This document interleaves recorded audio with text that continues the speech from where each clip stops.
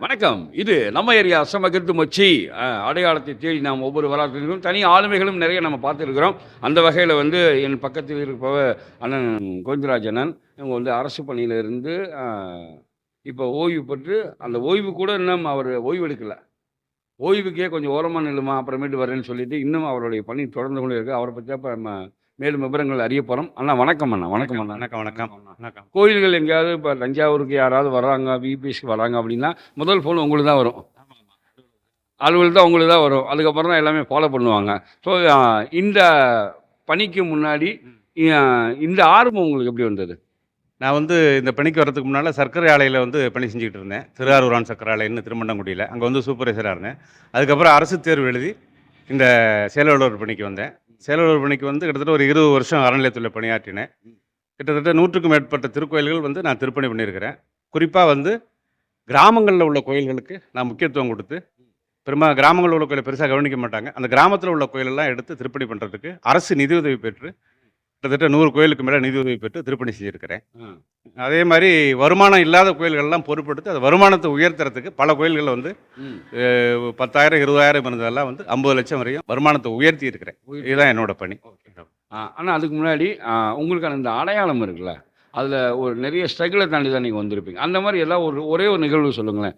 இந்த வேலை நான் எடுக்கும்போது வந்து ரொம்ப ஒரு சிரமமா இருந்து, அத தாண்டி நான் முடிச்சேன். எல்லாருக்கும் வாழ்க்கையிலும் அது ஒண்ணு இருக்குல்ல, இருக்கும். அந்த மாரி எதனா சொல்லுங்க. இந்த துறையில பணியாற்றும்போது நான் சந்தித்த இடர்பாடுகள் ஏராளம். அத பட்டியலிட்டா பல நாட்கள் பேசிக்கிட்டே இருக்கலாம்.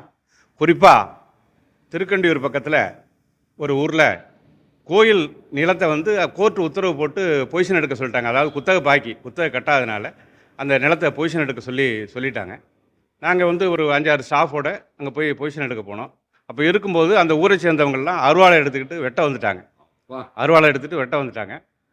வெட்ட வந்து நான் போறதுக்கு முன்னால ஒரு ஸ்டாஃப வந்து லேசா வெட்டிட்டாங்க. அப்புறம் நான் போய் களத்துல நின்னு, நானும் அருவாள தூக்கி அவங்களோட போராடி, "நீ தூக்குனா நானும் அருவாள தூக்குவேன்னு" சொன்னதுக்கப்புறம் அவங்க அடங்கி போய், அப்புறம் அதுக்கப்புறம் குத்தகையெல்லாம் கட்டுனாங்க. இது வந்து ஒரு மறக்க முடியாத நிகழ்ச்சி.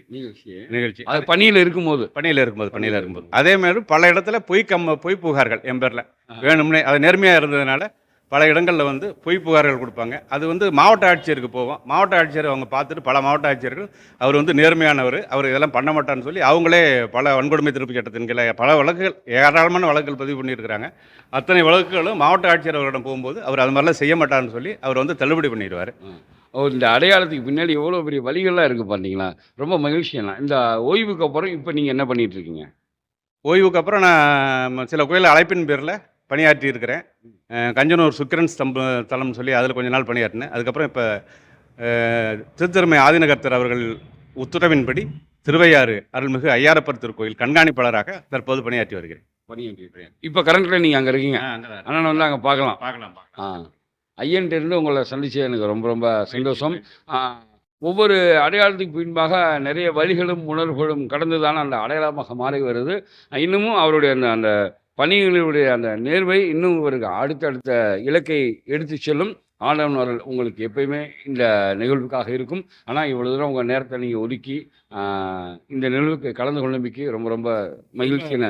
நீங்கள் தொடர்ந்து இதுபோல சாதனை படைக்க எல்லாம் வல்ல பரம்பொருளை வேண்டி நன்றி தெரிவித்துக் கொள்கிறேன்.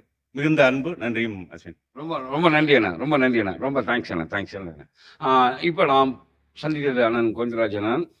கிட்டத்தட்ட அந்த கோயில் சார்ந்த எல்லாருக்குமே அண்ணன் நல்லாவே தெரியும். ரொம்ப அன்பா, நேர்மையா, ரொம்ப ஒரு பண்பா இருக்கக்கூடியவர்.